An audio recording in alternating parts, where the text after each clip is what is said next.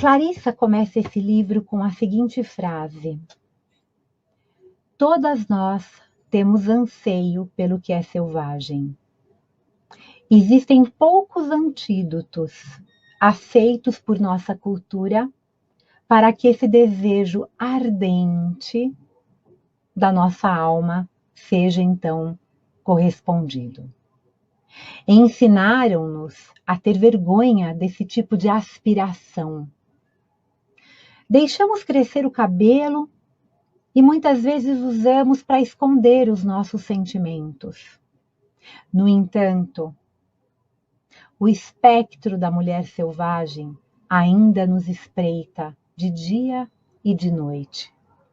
Não importa onde estejamos, a sombra que corre atrás de nós tem decididamente 4 patas.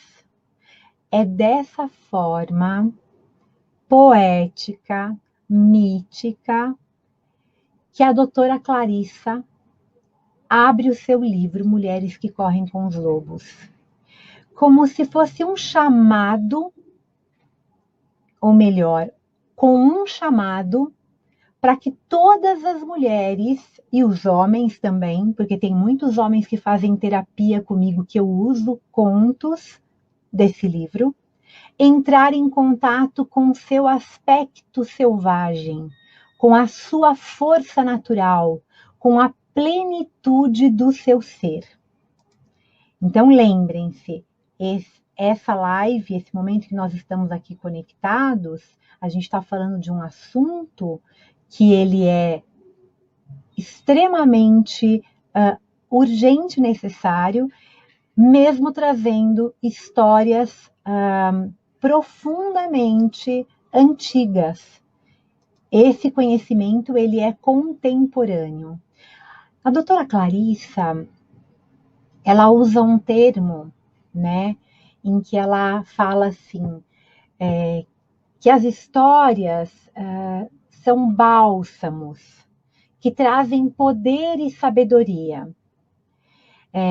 Ao meu ver, a primeira pergunta que eu faria para todos vocês que estão nesse momento em que estamos juntos, para começar a adentrar nesse conteúdo, ou para explorar um pouquinho mais desse conteúdo, estou disposta a descobrir as partes de mim que eu desconheço, ou talvez eu nem conheça?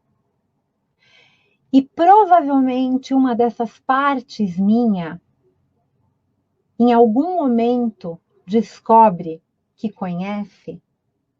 É uma pergunta meio abstrata, né? Aliás, né, o livro Mulheres que Correm com os Lobos, na minha opinião, mesmo sendo um best-seller, né, é um best-seller extremamente incomum, porque ele desafia qualquer rótulo, qualquer explicação. É muito difícil colocar em palavras o que é esse livro. Ele foi lançado em 1992, então olha aí, ele já tem, né, mais de 2 décadas, e segundo a doutora Clarissa, né, que ela é, além de psicanalista, ela se define como uma poetisa e como uma contadora de histórias, né? Ela diz que ela ficou muitos anos gestando esse livro antes de colocá-lo no mundo, antes de publicá-lo, que, né, todo esse conteúdo foi vivenciado por ela, né? E é interessante porque o livro da doutora Clarissa, que traz as histórias, que traz essa análise psicológica, né, para resgatar essa natureza feminina indomável, é temperado com doses, digamos assim, generosas de espiritualidade e sabedoria. Quando eu falo de espiritualidade, eu estou falando dessa presença plena de você consigo mesmo. A nossa mente está lá no futuro ou está lá no passado. A totalidade do nosso ser pede a presença, e quem traz essa presença é o nosso corpo físico. A experiência de ler Mulheres que corre com os lobos, assim, eu vou falar um pouco da minha opinião e da opinião que eu tenho em consultório, né? Ela é extremamente multifacetada e ela é extremamente poderosa. Algumas vezes ela é bem sedutora. Para algumas pessoas, ela é extremamente aterrorizante, tá? Muitas vezes as pessoas que eu leio o conto em processo terapêutico, ou que eu indico esse conto, ou um conto do livro, ou o livro como um todo, me dizem assim: nossa, Soraya, eu não entendi nada dessa história. Não entendi nada, não consegui compreender, essa história não me levou a lugar algum. E aí eu tenho técnicas em que eu vou explorando aquele conteúdo, técnicas que a própria doutora Clarissa traz, né? Porque, na realidade, a parte dessa mística, né, ao redor da publicação desse livro tem a ver com esse fato de que a sua leitura não é tão fácil. Porque, na realidade, a gente percebe que, assim, há mais de 2 décadas esse livro já foi lançado, tem muitos círculos de mulheres e trabalhos, né, em grupos, seminários, que vêm reunindo leitoras em busca de um entendimento mais profundo sobre esses mitos, né, que a doutora Clarissa coloca, sobre essas lendas, sobre os contos que ela traz para ilustrar esse universo da psicologia feminina, né? Mas tem algo que eu acho muito importante, que para mim esse livro dentro das sociedades esotéricas ou místicas ou holísticas, existe um termo chamado livro de poder. E um livro de poder, ele só se revela para as pessoas que têm condições e estão abertas à sabedoria de se reconhecer. E é um livro que ele precisa ser lido no próprio ritmo daquela pessoa, sem pressa. Mas vocês podem ter certeza de uma coisa: esse livro muda a sua vida.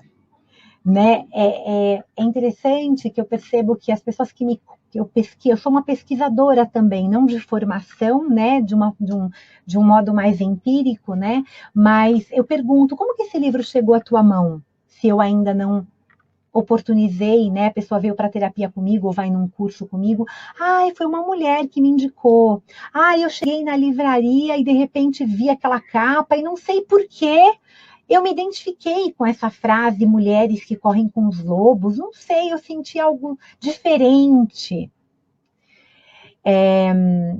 Eu vejo que esse livro ele tem muito a ver com essa sabedoria da avó, né?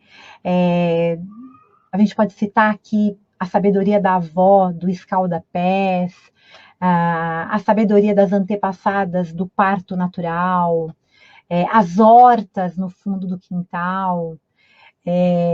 Ler Mulheres que Correm com os Lobos é primordialmente redescobrir em nós alguns tesouros e algumas experiências das nossas mães, das nossas avós, das bisavós, também dos avós, dos homens de poder, né? Que estão guardadas aqui no nosso inconsciente. Mais do que um livro, eu considero essa leitura um mapa, um tesouro. E assim como nos filmes mesmo, né, que a gente vê, né, o pirata indo, né, para a busca de um tesouro, é uma jornada muito individual. A gente tem que completar aquela história, completar aquela interpretação com a nossa própria história pessoal.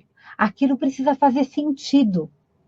Aquilo precisa fazer sentido para cada um de nós. Eu vou falar um pouquinho sobre, com a voz, trazendo aqui, parafraseando a Clarissa, do para quê, não do porquê, que ela usa as histórias dentro do processo terapêutico.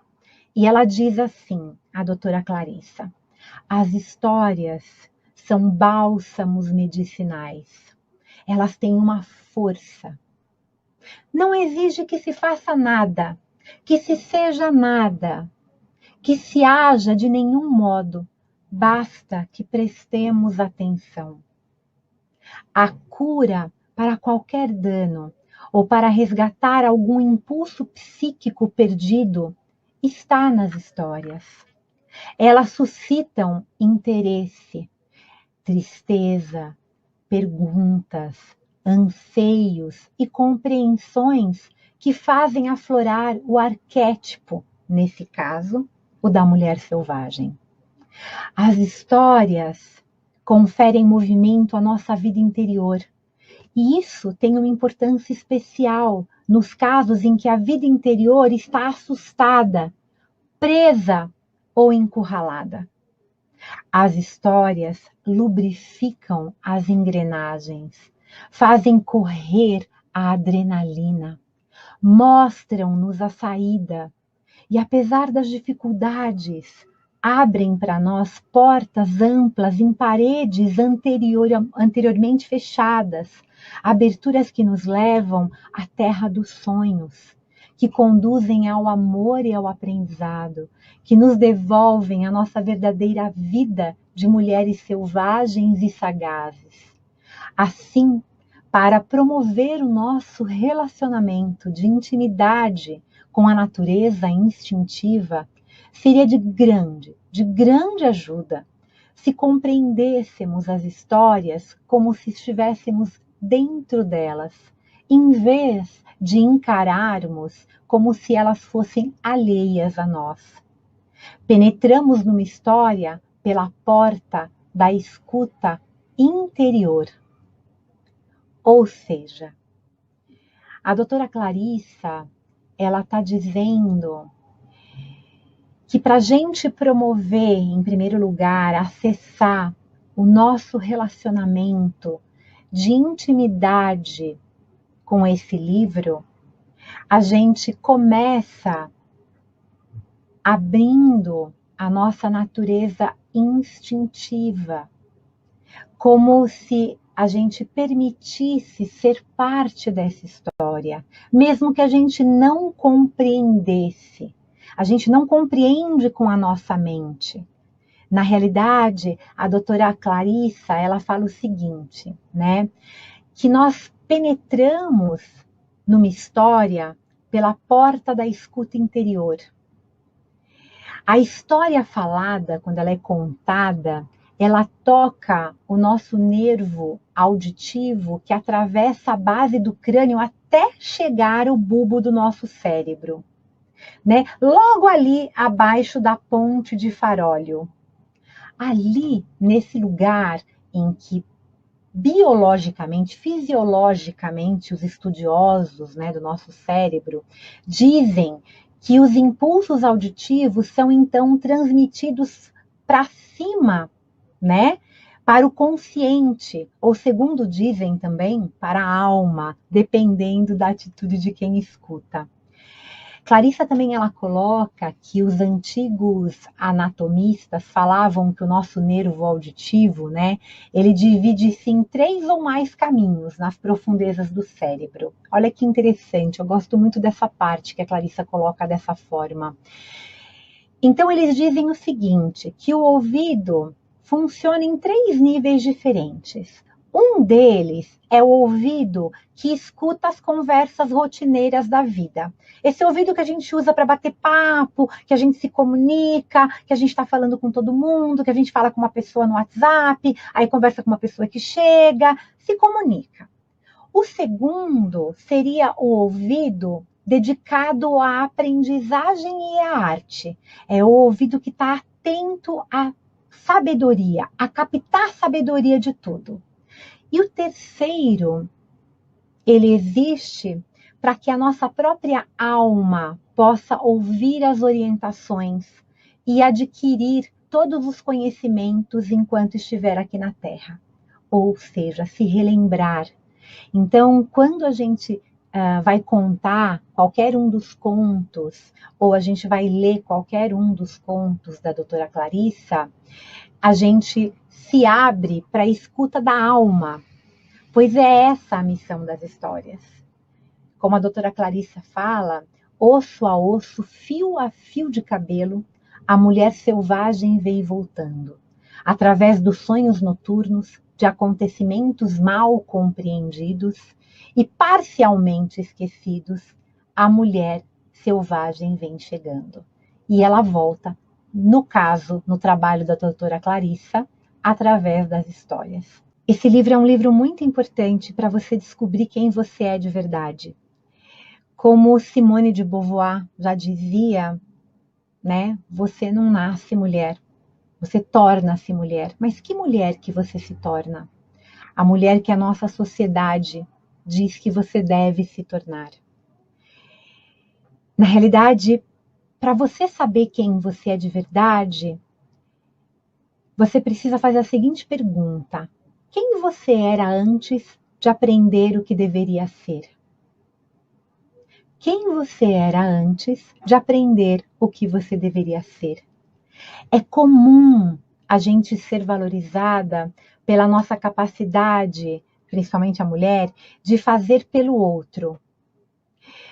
Muitas vezes a gente acaba se definindo pelo afeto, né, a relação afetiva que a gente tem com as pessoas, que a gente cria, a conexão, que eu falei bastante no webinário anterior, que a gente tem necessidade intrínseca de conexão e de ser aceito. A constelação fala muito disso também, né?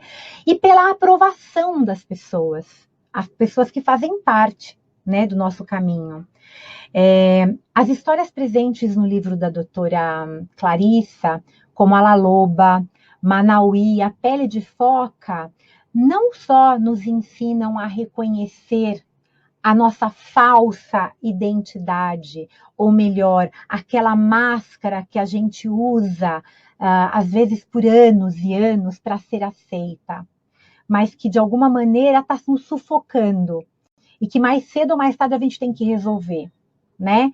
Também esses contos, esse livro, eles oferecem instruções para que a gente reconheça e cultive aquilo que nos torna única. E desse entendimento, desse aconchego, dessa unidade, né, surge um convívio diferente com a gente mesma. A gente cria um espaço íntimo em que o amor próprio se desenvolve e ele rende frutos imensos. Na realidade, o que eu vejo aqui, né, ser quem a gente é de verdade, né, que é um dos objetivos, olha, você pode ler esse livro porque ele vai te ajudar nesse aspecto. Quando as mulheres, elas reconhecem, elas honram as suas necessidades profundas, uma delas é reconhecer a sua luz e sombra, a sua vulnerabilidade, a gente toma um lugar de poder inigualável, né? A gente, na realidade, se liberta do desejo, nossa, de agradar, de ser amada, né? E a gente tem medo de que se a gente não agradar, a gente vai perder o afeto, a gente, né? Geralmente na nossa sociedade a gente só é aprovado se a gente faz o que o outro quer. Mas quando a gente acessa a nossa natureza instintiva, a gente descobre qual é a nossa pele, a gente cria uma relação mais íntima com aspectos do nosso ser, a gente também começa a atrair relações mais verdadeiras. Um segundo excelente motivo também, além de todos que estão sendo citados, para a gente ler esse livro, indicar esse livro e orientar e dizer que sim, é um livro desafiador e que muitas pessoas começam a ler e jogam num canto, mas é um livro que as pessoas dificilmente se desfazem. Eu não tenho nenhum caso que a pessoa se desfez do livro. É que esse livro, ele nos ensina a usar o nosso instinto selvagem a nosso favor. Ou seja, é pouquíssimo falado ainda, por mais que a gente veja tantos movimentos de círculos femininos acontecendo, é pouquíssimo falado sobre instinto selvagem, sobre a natureza instintiva das mulheres, para além do instinto materno e do famoso, aspas, sexto sentido. né? Define-se. Quando a gente pergunta para alguém, o que você acha da mulher? O que a mulher é, né? A pessoa fala assim, a mulher ela é muito, ela é boa, ela é feminina, ela acolhe, ela nutre. E o que mais, né? E o que mais, né?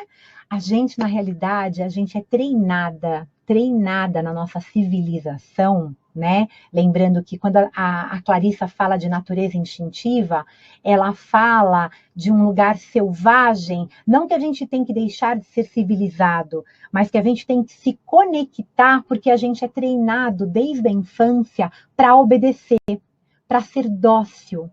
Muitas mulheres com essa instrução de docilidade, né, de obediência, se desconectam dos seus instintos e acabam, né, se sentindo incapazes de fazer escolhas para a sua vida, o que é melhor para ela mesma.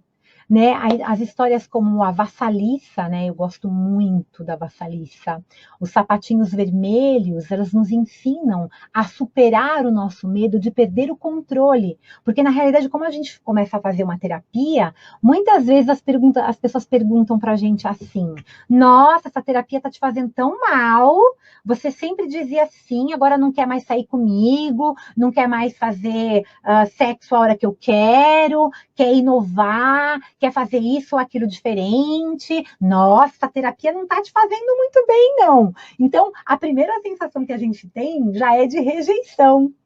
Mas, na realidade, os passos, né, o passo a passo que a doutora Clarissa dá, né, eles alimentam, eles nos ensinam a farejar o que é real para a gente, né? E a alimentar a voz da nossa intuição para desbloquear o poder que a gente perdeu. Que poder? O poder da autoconfiança, o poder da gente prestar mais atenção aos nossos instintos, mais aos nossos instintos do que às opiniões alheias. As histórias também, elas fazem com que a gente reconheça aspectos de nós mesmos em cada história que tem que ter uma baita de uma coragem para enfrentar essas partes nossas, para olhar para essas partes, porque muitas vezes a gente não aprendeu, a gente não foi ensinada a gostar, né? A gostar e sim a esconder aquela parte nossa que não agrada tanto à sociedade, né? E quando a gente se conecta com essas histórias, né? Elas nos fortalecem, né? E de alguma maneira elas destroem essa barreira que a gente tem para acessar esse lugar tão necessário para a cura. Esse livro, né, ao meu ver, ele nos faz reconhecer verdadeiramente que a cura, esse potencial de cura, ele está diretamente nas partes mais difíceis da nossa história, nos aspectos muitas vezes mais indesejáveis da nossa personalidade.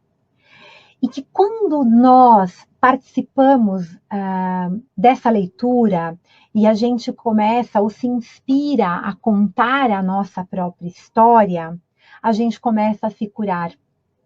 E esse poder de cura, cura tudo ao nosso redor. E quando a gente muda juntas, o mundo muda junto também. É bem interessante isso, né? A doutora Clarissa fala muito disso também na Ciranda das Mulheres Sábias, né? Que é um livro dela que eu gosto bastante também. Agora, olha que interessante, né? Se você que está aí, né, ainda não se conectou com essa história, ou não se conectou, falam, o que é essa natureza selvagem, que eu vou falar um pouquinho mais daqui a pouquinho, quem é a Loba, o que são esses tais desses ossos, que é muito estranho, né? A história começa com uma velha que procura ossos, aí ela canta para esses ossos, que ossos são esses? Ela mora no deserto, que deserto é esse? E que velha é essa que reconstitui? E como que essa loba vira uma mulher? A gente quer racionalizar tudo isso. Mas eu vou trazer dentro da psicologia e unindo a psicologia, né, a psicologia feminina, a psicologia dos arquétipos, a psicologia analítica que a gente traz aí Jung, né, os mitos, né, Quais são os sintomas? Eu vou estender um pouquinho, tá? Da mulher, mas do feminino em todos os seres, que perdeu o contato com a sua natureza instintiva. Que de alguma maneira teve o seu relacionamento interrompido com a força selvagem da sua psique. Na realidade, se qualquer um desses aspectos que eu falar agora, você se sentir conectado, provavelmente você perdeu parcialmente, ou você não se lembra, aonde foi e como fazer para se conectar com algo que nem você sabe o que é, mas eu vou te dizer, é a tua natureza instintiva. Estão preparados aí para ouvir, né?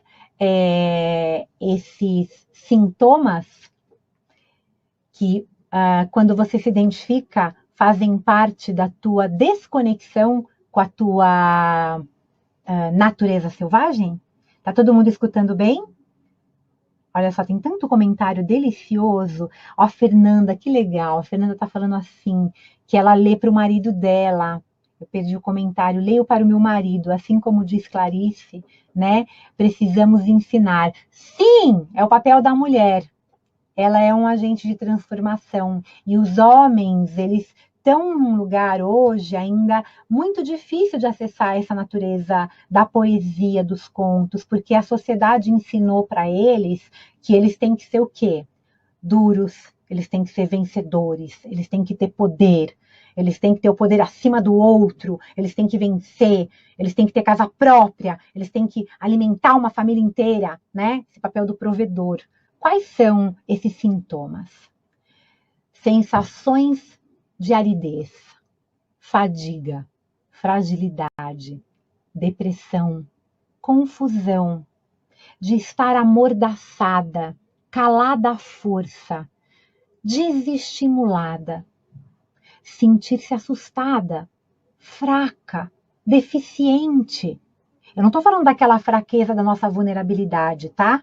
É a impotência, sem inspiração, sem ânimo. Ânimo vem da palavra ânimos, a nossa energia de criação, de sair para fora, de realizar, sem expressão, sem significado, envergonhada, com uma fúria crônica, uma raiva sem explicação, instável o tempo todo, e não é cíclico. O seu ciclo já está lá, você já acompanhou todos os ciclos do seu mês, e não é. Por que eu estou tão instável? Amarrada, sem criatividade, reprimida, transtornada, impotente, insegura, hesitante, bloqueada, incapaz de realizar, incapaz, entregando a minha própria criatividade para os outros, escolhendo parceiros, empregos e amizades que esgotam a tua energia, sofrendo por viver em desacordo com seus próprios ciclos, super protetora de si mesma, num lugar ruim, em que você não se permite se arriscar, em que você não se permite ousar, inerte, inconstante, vacilante, incapaz de regular a sua própria marcha ou de fixar os seus limites.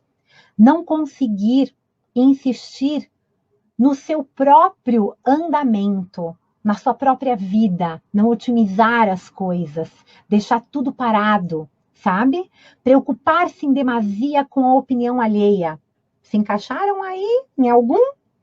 Afastar-se do seu Deus, da sua deusa, dos seus deuses, isolar-se da sua própria revitalização, deixar-se envolver de alguma maneira exageradamente na domesticidade, tá? No intelectualismo, no trabalho ou na inércia, porque, claro, é óbvio, esse é o lugar mais seguro para quem perdeu os próprios instintos. Então, eu controlo, eu estou no intelectual, eu vou pelo razão a só, né? Não quero, não, imagina, minha intuição, vamos lá. Recear aventurar-se, recear revelar-se, temer procurar ou encontrar alguém que te oriente, ter medo, né?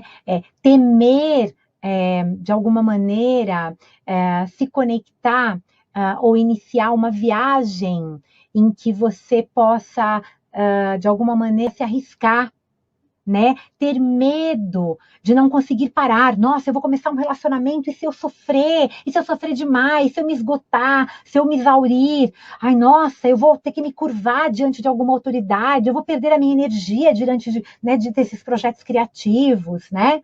Enfim, encolher-se, se sentir humilhada o tempo todo, angustiada, entorpecida, ansiosa o tempo todo.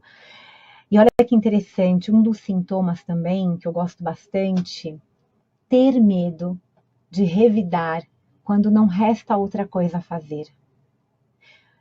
Porque tem muitas situações na nossa vida que a gente cai num bico, né, num lugar ali que você tem que colocar a sua opinião, que você tem que se expressar, que você tem que se colocar. Você não tem que ter medo de experimentar o novo. Se está com medo, é um sintoma de que você se afastou da sua natureza instintiva. Medo de enfrentar, de exprimir a sua opinião, de colocar a sua opinião no mundo, de criticar alguma coisa num bom sentido, de fazer uma crítica construtiva para algo, de dizer para alguém que aquilo não está bom para você, né? Tem a comunicação não violenta hoje, que são passo a passo para você também recuperar essa natureza que está estrangulada, né? Porque você se sente partida quando você não se expressa. Também é um sintoma ser conciliadora demais, gentil demais e ter sentimentos o tempo todo de vingança, de querer se vingar, como se isso fosse resolver alguma coisa. Ter medo de parar, ter medo de agir. E ainda que você conte repetidamente, né, até 3, você ainda não consegue começar algo. O complexo de superioridade, quando você também está naquele lugar assim, eu não vou olhar para isso porque eu não preciso mais, eu estou muito bem já hoje, também é um sintoma. E essas rupturas, né, elas trazem doenças, que são as doenças que vêm de fundo psicossomático. E, de alguma maneira, hoje, as mulheres estão ainda muito aprisionadas. E as mulheres estão numa armadilha muito grande, que é assumo a minha natureza selvática. Isso é desafiador, porque compromete a minha expressão no mundo em que eu tomo posse do meu poder pessoal. A doutora Clarissa fala assim: uma mulher saudável assemelha-se muito a um lobo. Ela é robusta, ela é plena, com grande força vital, que dá a vida, que tem consciência do seu território. Ela é engenhosa, ela é leal. Leal a quem? Né? Ela gosta de perambular. Entretanto, a separação da natureza selvagem faz com que a personalidade da mulher se torne mesquinha, parca, fantasmagórica, espectral. Não fomos feitas para ser franzinas, de cabelos frágeis, incapazes de saltar, de perseguir, de parir e de criar uma vida. Criar uma vida não é só uma vida como mãe, mas são os nossos projetos, as nossas ideias. Quando as vidas das mulheres estão em êxtase, ou na realidade, quando a vida das mulheres estão na sua plenitude, nós estamos ativando a natureza selvagem. Quando a gente, na realidade, está com todos esses sintomas que eu falei, alguma parte nossa se desconectou da nossa natureza selvática. E é urgente aflorar essa natureza. Chegou a hora da gente trazer essa função criativa da nossa psique para fertilizar esse solo árido dentro de nós. Quando a gente tem a mulher selvagem, né? A doutora Clarice, eu acho tão lindo isso, né? Que ela fala que o arquétipo da mulher selvagem, bem como tudo que está por trás desse arquétipo, é o benfeitor de todas as pintoras, de todas as escritoras, de todas as escultoras, de todas as bailarinas, de todas as pensadeiras, de todas as rezadeiras, de todos e todas que procuram e as que encontram, pois elas todas se dedicam a inventar. E é essa a principal ocupação da mulher selvagem. Como toda arte, ela é visceral e não só cerebral. Ela sabe rastrear e correr. Não estou dizendo que vocês vão ter que correr peladas, nuas, ou pelados, nus, ou voltar a ser um lobo, ou voltar, né, a comer no chão. Não é nada disso. A gente tem que convocar, evocar essa natureza instintiva de sentir, de se amar profundamente, não ficar disfarçando os nossos sentimentos, de encontrar um equilíbrio entre luz e sombra.